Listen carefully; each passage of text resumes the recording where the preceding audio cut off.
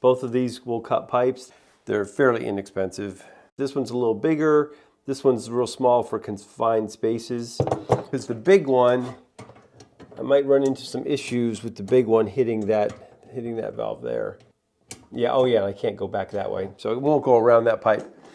So the little one's gonna come in real handy. Not super exact, because we're well within the tolerances. What I have here is a pipe cutter. This cuts copper pipe. This is a small one. This is often the one you want to pull out when you have small areas, a small tight area to work in. Basically, I'm going to put the copper pipe right in there, and that blade will press down on the pipe, and the pipe will spin on these two wheels.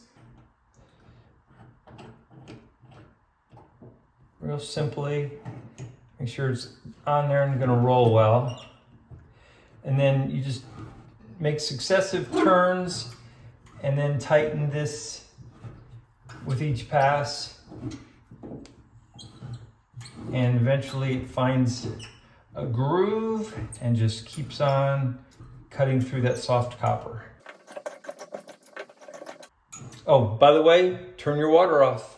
You always turn your water off when you're doing plumbing. It's just so much safer. Okay, and eventually it finally gets all the way through. This is sharp. I can feel this edge here. It kind of squishes the copper, and so that's a sharp edge.